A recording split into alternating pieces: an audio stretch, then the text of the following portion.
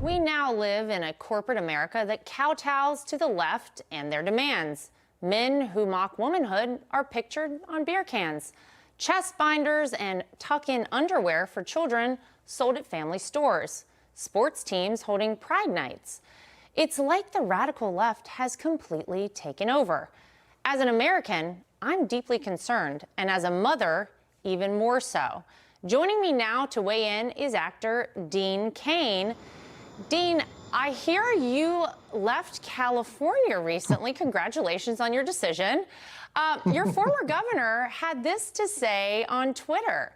He said there's a full-throated purge effort going on here by the far right that we have not seen for decades. They are on a boycott binge and cancel crusade, burning flags, banning books. We have seen this before.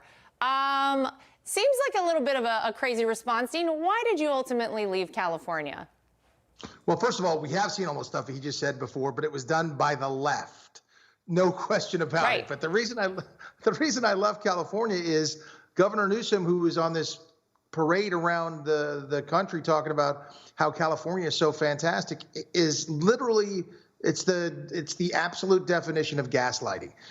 The policies that are in place there, the tax structures, the tax on energy, the tax on gas, the tax on everything you spent, the sales tax, the state income tax. I mean, it just goes on and on and on.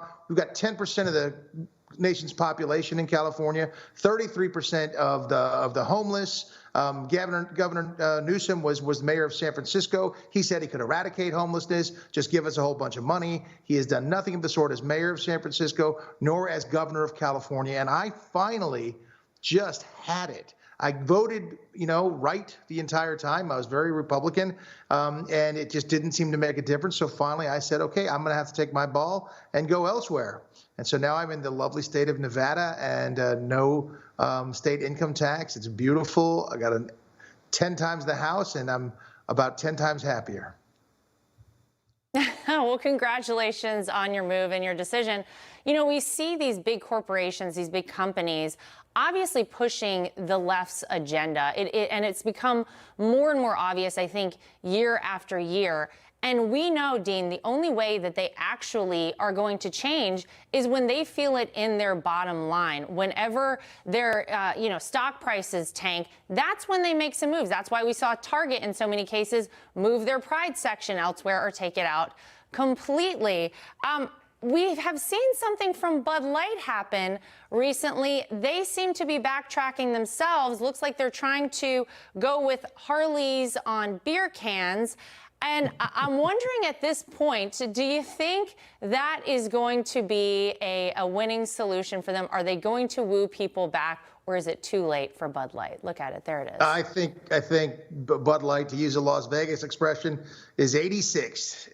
They're gone. I just don't think that they're going to make a comeback in that sense. They absolutely murdered their brand with the things that they did. A lot of these woke corporations are going for this ESG thing, and so they're looking for these ESG rankings as opposed to having a fiduciary responsibility to their stockholders and to their clients. The truth is, Budweiser has always been known for its Clydesdales and red, white, and blue, and cowboys, and that makes sense. So when you get guys out in Colorado drinking beer and being patriotic, and they see something that doesn't represent their values, they want out, and that includes Target. That includes any brand that there is. So I think that these companies have decided to go try to embrace this ESG ridiculousness, and they're pushing that instead of their fiduciary responsibility to their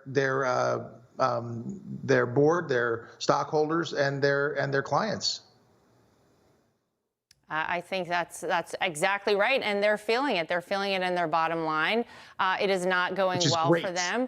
Go woke, go broke. We know the old adage there. At least it's becoming an old adage these days. I wonder, Dean, as a parent, for me, this sort of thing is very concerning.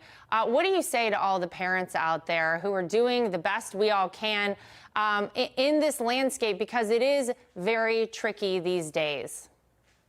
It's so hard because I was very fortunate. I took my son out of the public school system in California, and I put him in private school. I put him in a private Christian school. Wonderful education there. We didn't have any of these sort of ridiculous CRT things being taught, and so on and so forth. And so pay attention as a parent to what your kid is learning. Pay attention to their schoolwork. Sit down and be involved and be with them and hear the things that they and their friends are discussing. Know their teachers. Go stop in on the classes. Any teacher that doesn't want you to come in sometimes and help out in the classroom, you got to have a little, question mark as to what they're doing. So if you're lucky enough as a parent to get in there and spend some time paying attention to what your kids are doing, and that's not just in school, that's online, that's everywhere. Online allows predators and people to get inside your children's bedrooms if your kids are on an iPad, if they're playing any games, even if they're on an Xbox. So it's really imperative that we as parents know every password. Sorry, you don't get your privacy. I need to see who you're talking to. I need to hear what you're saying. If it's in a headset, let me have a headset and listen as well. You have to do that these days because predators are everywhere, and people who want to, influence your children, and there's, they're everywhere. And even when you hear teachers saying, "My kids do this," and "my kids," no, they're not your kids. They're our kids. They're the parents' kids, and you're their teacher, and you can be a positive influence, but you better do it in conjunction with the parents. Amen to that. Dean Cain, you are the best. Thank you so much for being with us. Anytime. No offense to Eric, but you're way easier to look at than he is. I'll take it. Thank you so much.